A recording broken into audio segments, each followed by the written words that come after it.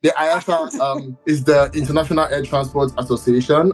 This is a body that basically represents about 360 airlines, and they've issued a major alarm, basically saying that the SAF production, which is the sustainable aviation fuel, the growth is slowing down and the numbers are disturbing. And so they're asking for organizations and individuals who are in that space to come out and see what they can do. She's the chairman and CEO of LanzaTech, chair of the board of LanzaJet, a member of the National Academy of Engineering, holder of over 50 US patents, and one of the most influential figures in the global bioeconomy. Do I believe we can get to 10% by 2030? Absolutely, I believe that. We just have to be committed to making it happen. I got into new energy solutions when I started to look at the fact that at the time, this was 20 years ago, 1.3 billion people in the world did not have access to electricity. Wow. And so you start to say to yourself, what we need to solve is an equity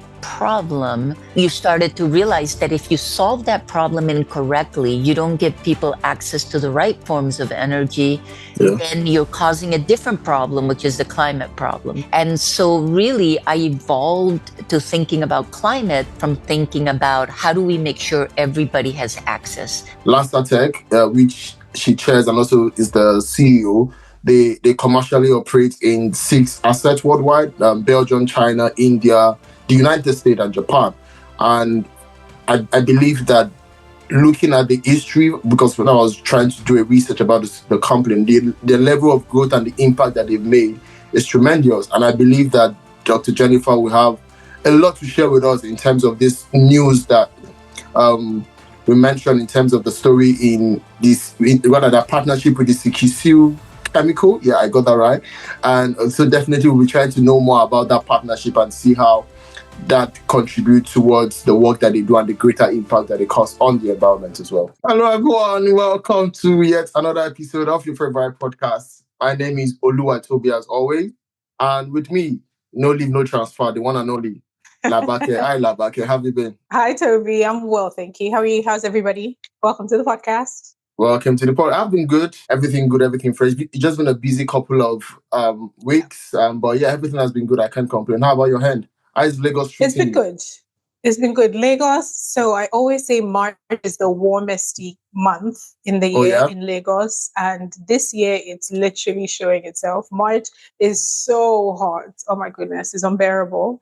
But other than the weather, which I feel like I talk about in every single episode, Lagos is okay. Lagos is good. It's good. So far, so good. We're working, we're pushing, trying to hit those targets.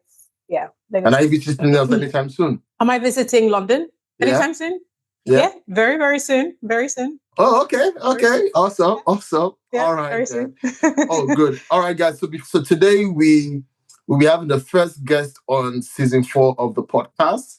And we've been saying we have a lot of interesting and amazing guests prepared for. And I think there's no better way for us to start season 4 with a guest than the guest that we have today. But you guys just have to relax. As usual, we like to go straight into the news to give you guys the latest news that we've seen around the world. And I think the first one for me that I would like to share is the IATA news.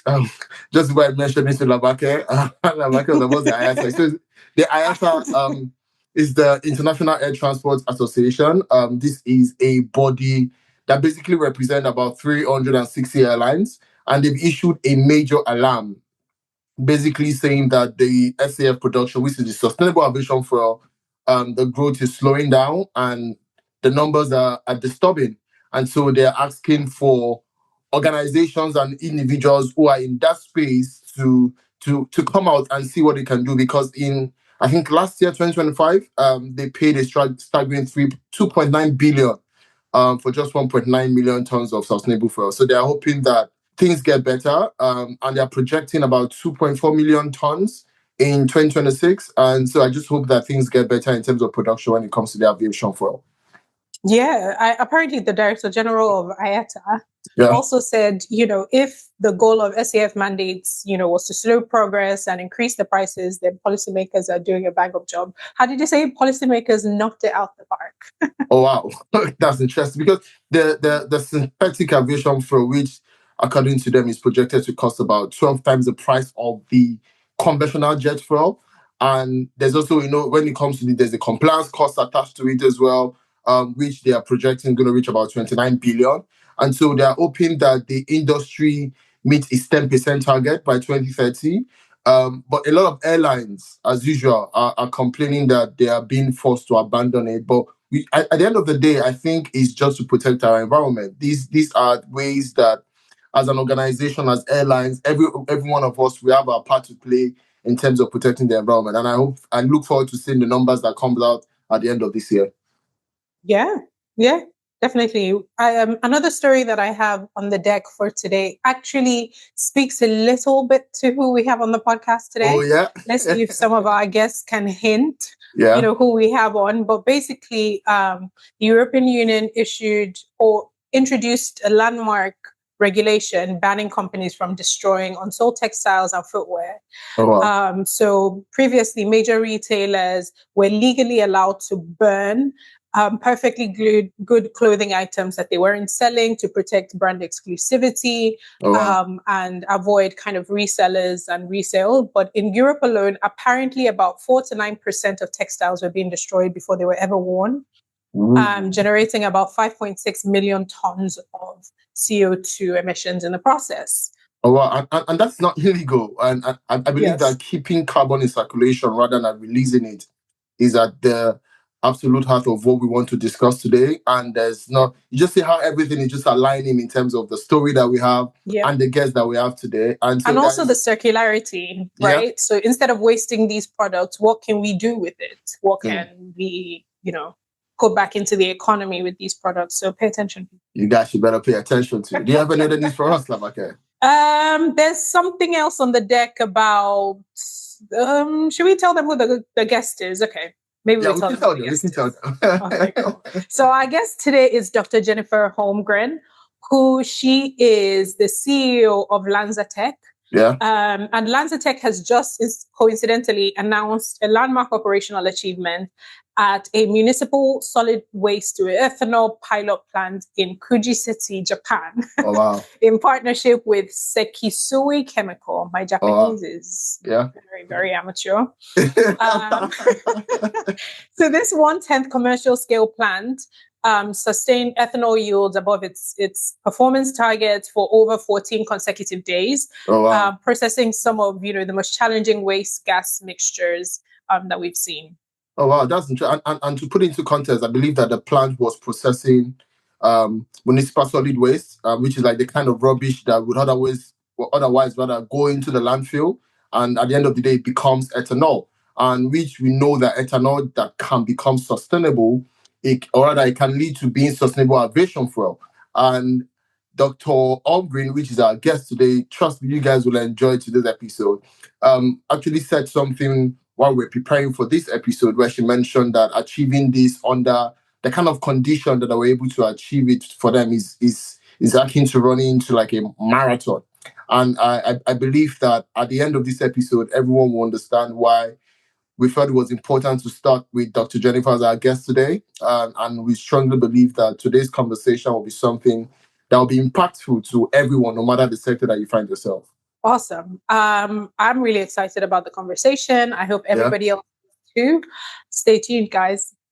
Yeah, also, and before we bring in our guest, it is also important to know that LanzaTech, which she chairs and also is the CEO, they commercially operate in 6 assets worldwide: Belgium, China, India, the United States, and Japan.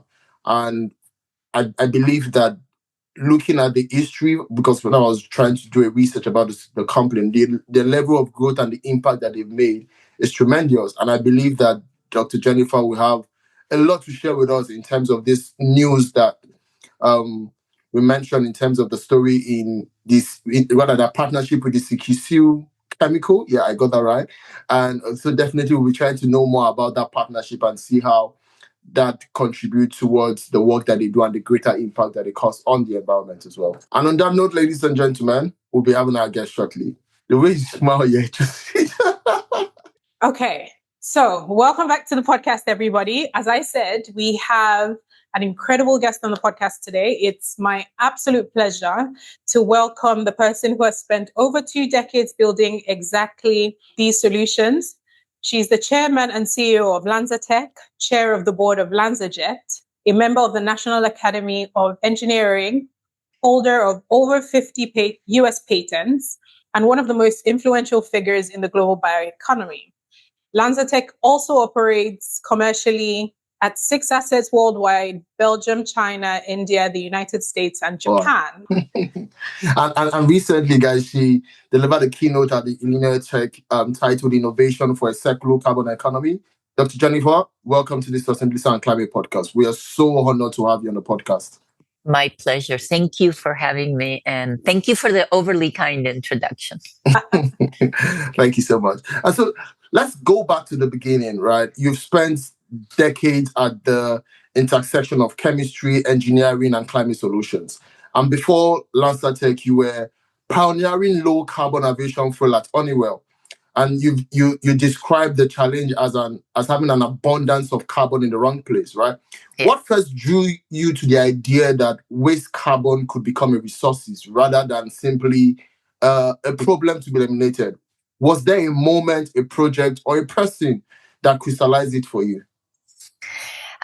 No, actually, it was really an evolution. I don't come at this problem from a climate perspective initially. Okay. I came at it from an equity perspective, believe it or not. I got into new energy solutions when I started to look at the fact that at the time, this was 20 years ago, 1.3 billion people in the world did not have access to electricity. Wow. And so you start to say to yourself, what we need to solve is an equity problem, right? And then you started to realize that if you solve that problem incorrectly, you don't give people access to the right forms of energy, then you're causing a different problem, which is the climate problem, right? And so really, I evolved to thinking about climate from thinking about how do we make sure everybody has access? And to me, to solve the access problem, you need to think about, in my mind, 3 things. One is local resources. People need to be able to use their local resources to create power, fuels, chemicals. In my mind, that is extremely important because as economies develop, what you don't want to do is always be exporting your money to be able to buy a resource that your people can use. And so to raise quality of life, in my mind, what you needed to do is use local resources. The second thing you need to do is make it a winning proposition. And by that, I mean monetarily, right? And that's where carbon recycling comes in. We all know about energy efficiency, right? All this is carbon efficiency. That's all it is, right? It's creating more value from the same thing. And again, you cannot expect global economies to adopt solutions that cost more and are going to cost more forever. That just makes no sense. You don't give up energy. You don't get energy security by throwing away money for what it's worth. And then the final comment I would make is we have, as a global economy, and this was what I eventually realized, is considered carbon disposable. We don't ever think of it as being central to economies, ecosystems, and the health of the planet, right? We tend to just throw it away, whether it's in a plastic that goes into our oceans or CO2 that goes into our atmosphere. And so the third premise in my world is, how do we think of carbon as precious? Conserve it, reuse it, recycling. That's logical, right? And so it's just really been an evolution in thought. I didn't have this aha carbon recycling moment. Awesome. I love that. And I love the idea of it being an evolution. So over time, over working in the space, overseeing some of the challenges, what worked and what didn't. I love that this is kind of where you got to. And as you've said, your work reframes carbon as something, as precious, right? Something that can be reused as opposed to being kind of thrown away or simply reduced. How can businesses then and policymakers start thinking a little bit more strategically about carbon, not just as a waste product, not just as something to, offset or reduce, but how can we start thinking about it as a valuable resource within the context of a circular economy? Yeah. And, when you think about governments, right? I don't believe governments lead. I believe governments follow. Mm. And so what that means is, to me, my goal is to get people generally to understand why this is important, because that translates to governments. And don't get me wrong, governments can be very visionary, and they are visionary in many parts of the world. However, to really create momentum and change, often it is when they realize they have to implement the will of the people, right? And it's a grassroots movement that says, hey, I don't want to live next to a plastic waste dump. Hey, I can't grow crops because there's too much CO2 in the atmosphere and the temperature is rising. I think people need to come to this, which is why I'm grateful to be part of this podcast, because you're spreading the message, you're spreading the word. And I think you always have to meet government. You can't just wait for government to lead. Maybe that's not how you think about it. I'd love to hear how you think about it, but that's how I think about it. I think that's a very refreshing perspective. Yeah. The idea that the people are kind of the drivers of change, starting the momentum, the grassroots movement, and then it compels government to act at a bigger scale, if you will, on their behalf. And I think that's a great way to look at it, particularly the climate transition. We've talked a lot on this podcast with some of our guests as well about the scale of the problem, right? And looking to government, as you've rightly said, to lead might not be the only approach, right? We should also take a leadership position as the people, and then have, a compelling approach towards the government for them to enact or scale kind of some of the solutions that we're after. So I think it's a great approach. Can I add, though, something that you said, because you said something very important there. You said the scale of the problem requires governments to act. And so I just want to be clear that I agree completely with you. The grassroots effort is only there to enable the bigger effort. You mentioned philanthropy, Oli, at the beginning, and philanthropy is important, but the type of change that we need isn't going to be just individuals or big money donors or whatever, right? They can help move things along, but at the end of the day, you have to get engaged at the broader government level. You see, in our news segment, we talked about the IATA alarm, just the way I put it, where it mentioned that the 2.9 billion premium, the slowing production growth when it comes to the SAF, which is the sustainable aviation fuel. And it mentioned that the SAF could deliver about 65% of the emission reduction. And yet we are currently at less than 1% of jet fuel consumption. And I think that gap is enormous because according to the biomass and bioenergy, they found out that the US is projected to fall short of its own 2030 SAF production goal by 3.6 billion liters. And my question to you is, how realistic do you think this is in your honest assessment? And do you think that, or rather, what do you think is the biggest bottleneck right now? Is it technology? Is it policy, or is it economics? Yeah, great question. So I do believe we can achieve numbers like this. I look at something like solar went from nothing to everywhere, right? And I think that's the problem with technology, especially with process technology. What I think most people don't appreciate is that, let's say you want to build a manufacturing facility for solar panels, right? You build one manufacturing facility and then you build a bunch of solar panels. what we're doing is we're building manufacturing facilities, and every single one of our implementations is a manufacturing facility, and it takes the level of work that building a fab would take if you were doing solar. So that's the first thing you need to appreciate, is the scale of what we're trying to do.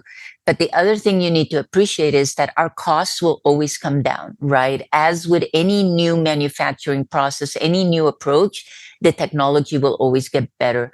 And so the enabler to your question is, what happens at the beginning of the journey to enable solutions to all get a seat at the table? We cannot exclude solutions because you don't know who the winner or the loser is going to be. So get all solutions and help all solutions rise. And eventually you'll start to differentiate. Then you get a few winners. You cannot have just one winner. That way we all lose. So you get the winners, and then the winners are also incentivized to get to scale and to build the second, the third, the fourth. Eventually that drives down the cost curve. And just like with solar, it feeds on each other. The more you build, the cheaper it gets, the more you build. And eventually it's everywhere. So do I believe we can get to 10% by 2030? Absolutely. I believe that. We just have to be committed to making it happen, right? We have to appreciate how hard it is. And so when you say, what are the real enablers? To me, it's risk. Is our inability to live in a world that wants to take technology risk. We have belts and suspenders now for everything. And so you cannot scale. You cannot scale first of a kind if you need to finance it through an infrastructure fund that gets a 13% IRR and that needs 100% offtake agreements for the next 10 years, right? This isn't how you get from here to there. You need the wildcatters. We used to have so many wildcatters, people that would just try things and see if it worked. And you would get a win, and then the win would become something else. Now we're so afraid of failure that we stand around waiting for somebody else to do something, or we have to add enough belts and suspenders. We can no longer afford the first implementation. So, and just one last comment, I think governments actually are realizing this. And so governments are starting to take a little bit more risk and helping people scale solutions. And I think that's really, really important. And every government honestly can afford one or two test sites, right?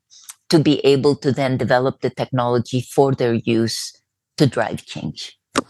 Awesome. That's an amazing point, and very important about governments shouldering some of the risk to enable more, whether it's private capital to crowd in, I guess, with a little bit more security. But speaking and staying on the money conversation, you mentioned earlier that making it a winning proposition monetarily is one of the important things to think about. And so my question is, how can we ensure that climate solutions are also economically viable, right? What needs to happen? Is this a policy conversation like we just spoke about, more government support, so blended finance solutions as well, or market shifts that can help make low carbon fuels and chemicals competitive at scale? I think at the end of the day, new technology will always get cheaper, right? If it's a viable technology, the deployment is what makes it cheaper and viable. And I also I believe government incentives to build the first of a kind, like you said, a blended finance approach or something else, is important. And so initially you need clear market signals from governments, right? Governments cannot have a policy for 3 years and then switch it for the next 3 years or maybe the next election, because at the end of the day, these are 20 to 25-year assets, and any investor is going to need some certainty.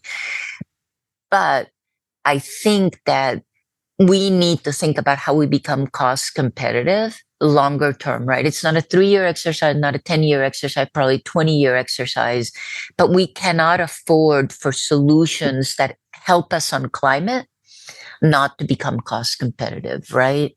Because they won't be adopted at the rate we need for them to be adopted if they are always going to be significantly more expensive? You see, sorry, Toby. I just wanted to say you made a very, very important point here, the time factor. Yeah. Which is very important in fundraising, in selling new technology, in building whatever it is. As an entrepreneur myself, working in sustainability in Africa, it's something I have conversations about all the time, the time factor.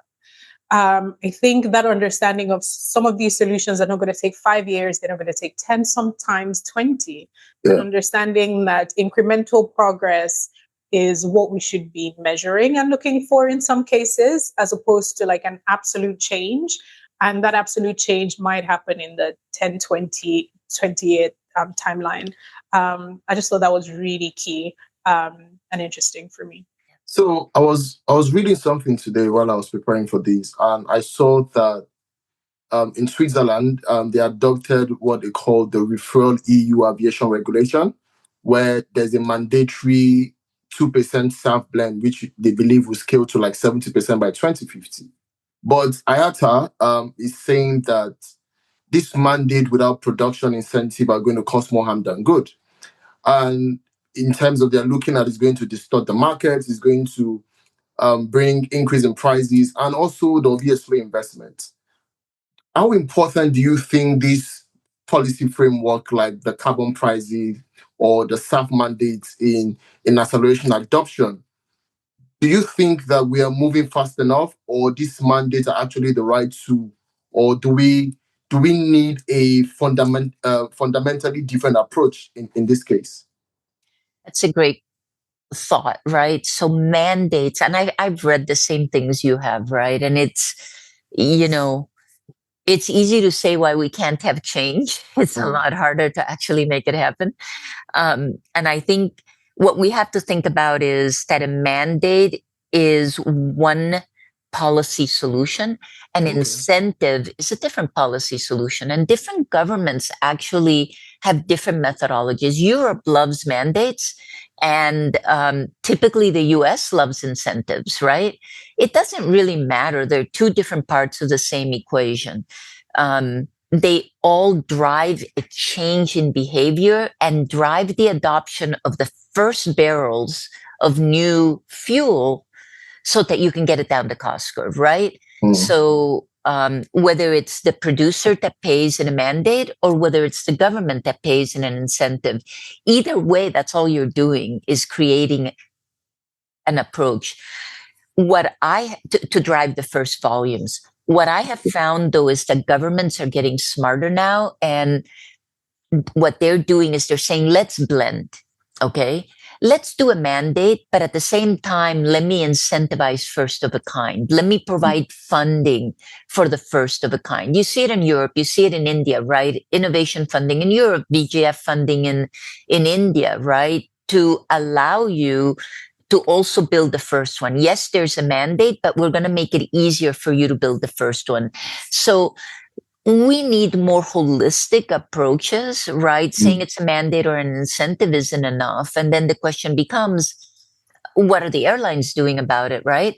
Yeah. The airlines have actually, I know what IATA said, but the fact is that for LanzaJet, IAG has been a massive partner in helping scale the technology, right?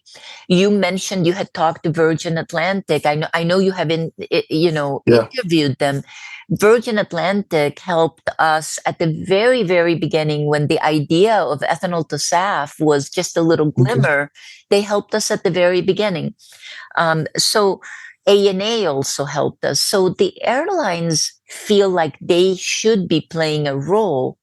The only problem is, how do you support the airlines that are going first and are taking risks and are putting their money in? And that's, I think, the disconnect that we have is the early movers have to explain every dollar they spend, just like everybody else.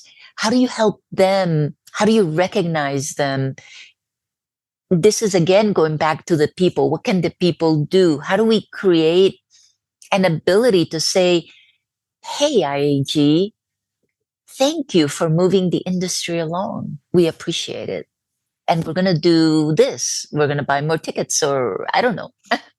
Yeah, that's a very interesting point. And I'm just thinking about some of the guests we have lined up for this season. And one of the guests we have lined up for this season is in the airport industry. Yeah. Mm-hmm. Right. So they run or work in sustainability in the airport industry. And I'm looking at it because I'm giving away one market. Yeah. I'm giving It's all away right. one It's all market right.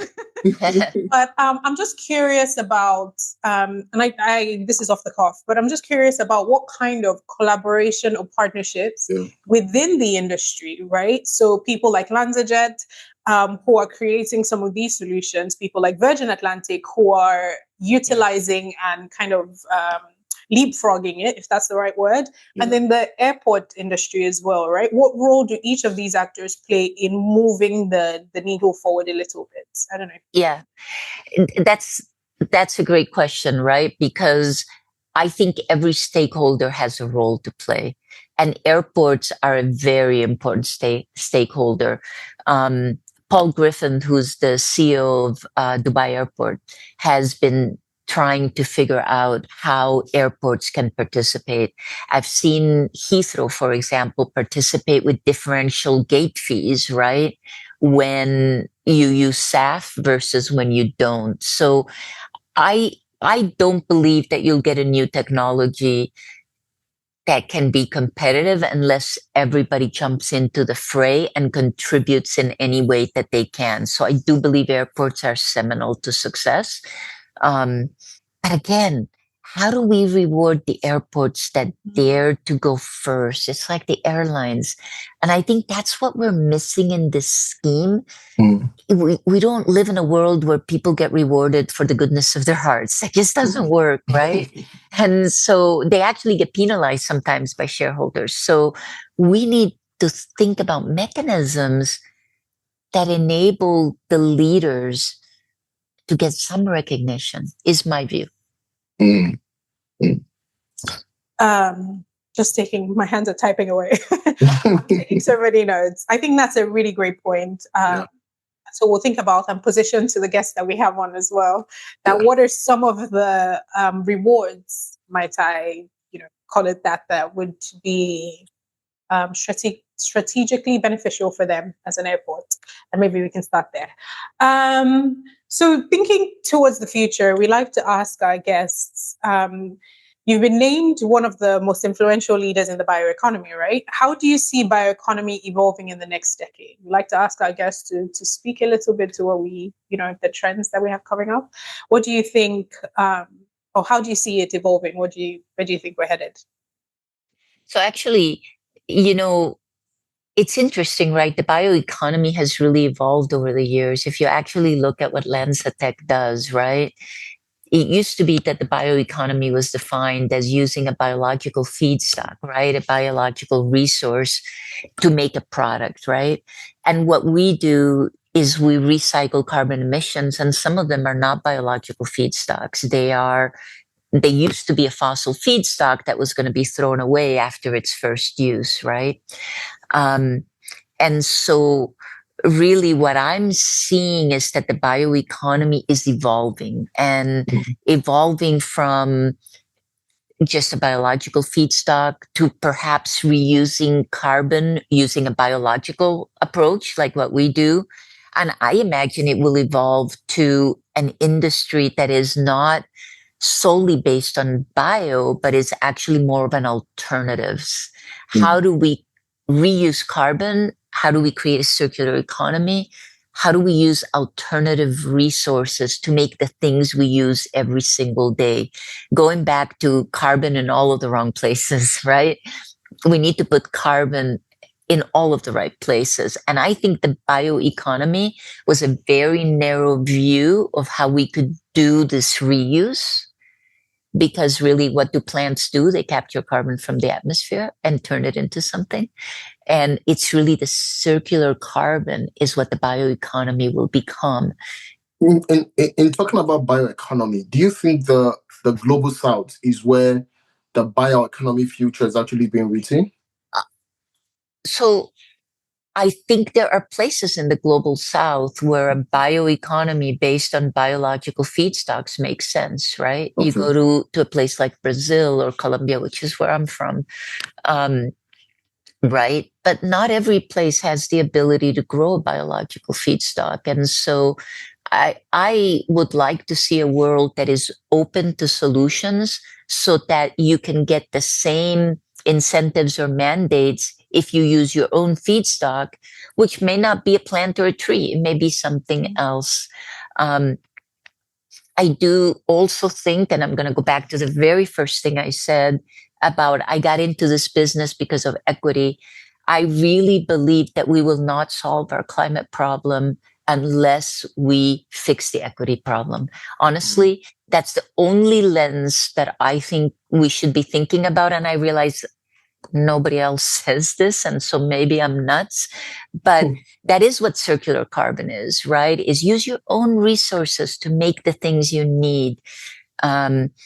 Focus on what you can do with your country's resources, with your people. How do you create in-country solutions? And I think this will help the global south have a seat at the table, have a level playing field. And if we solve that problem, I can assure you we won't have a climate problem. Awesome. So two things. Sorry, you just said something that so on the magazine, which I mentioned earlier, I have a magazine. We interviewed a fund manager, but he's in the climate space. And he spoke about exactly this, right? Africa gets in a seat at the table, for example, by leveraging some of the things that they have, right? Some of the things that we have that is not anywhere else. Right. Things like manufacturing, which is by virtue of being here and the infrastructure and resources we have is a lot less emitting or emissions based than in other spaces. And how can we leverage that to, help or aid the rest of the world? And that is such an interesting point. And I wrote down the quote: "We'll not solve our climate problem unless we fix the equity problem." And I'd love to quote you on that, because that's a very key lens to look at solutions and scaling solutions and innovation across the world. So love that. Thank you. Can I just add a little bit to this, because I am not a climate person that thinks that petroleum is the enemy, right? You told me you're from Nigeria. You have, I'm sorry? Yes. Yes. And we can't tell Nigeria not to use their petroleum resources, right? That just is illogical in the growth of the global economy. But what we can do is work with Nigeria to make sure that the way they take oil out of the ground, the way they move oil, the way they use oil, and the way they take the carbon that's secondary is done in a way that can be sustainable, but without adding costs. Because we also cannot continue to impose higher costs on other countries. And anyways, like I said, I know most people want to say fossil carbon is bad. What's bad is how we dispose of carbon, not where the carbon comes from. And as long as we do it right, we're going to be fine. So yes, let's use our own country's resources, because they will be sustainable if we use them correctly. That's a powerful quote there. So we always, as we come to the end of this conversation, we always close this with what I'll call the big ask. And I want you to know that you have the ears of our hundreds of thousands of listeners who are policymakers, who are investors, business leaders, who are scientists, as well as students spread across over 100 countries. If you could urge every government, every CEO, policymaker, and every individual on the planet to focus on just one priority to accelerate industrial decarbonization, what would it be, and why that one thing above all others? My ask is be carbon smart. Carbon matters.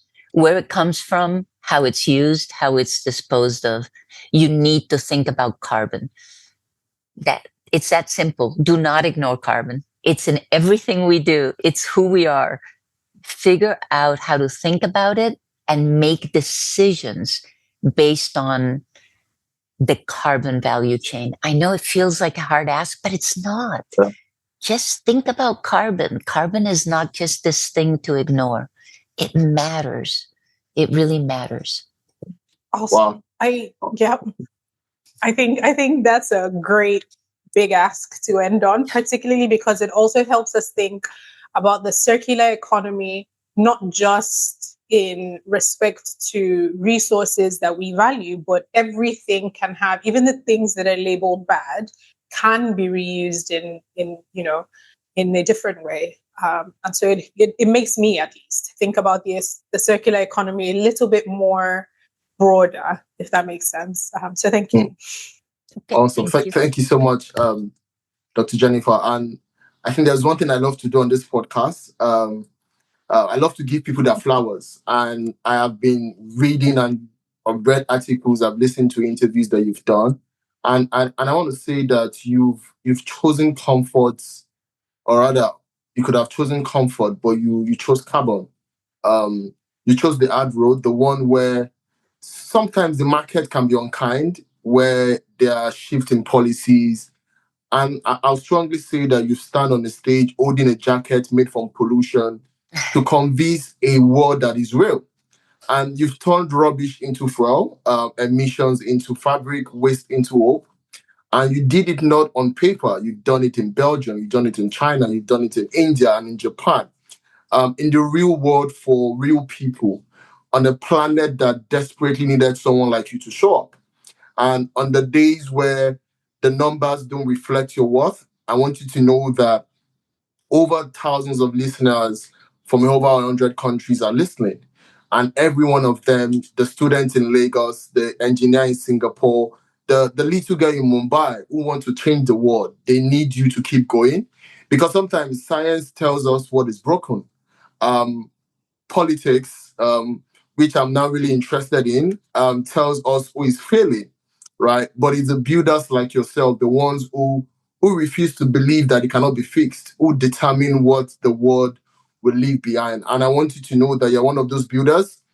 The world is better because of people like you. And I'm sure that future generations, they might never know your name, but they will breathe a cleaner air because you never gave up. And so I want to say thank you so much for the work that you do through LanzaTech and LanzaJet. And I'm sure that our listeners will find this episode enlightening. And thank you once again for the amazing work that you do. Thank you. You brought a tear to my eye. Thank you. Oh, thank you so much. All right, guys, on that note, we've come. Oh, sorry, Lavake, do you have anything you want to say? No. I was just going to say, what an incredible episode. Thank you so much. And to our listeners, we'll see you next time. All right, bye, guys.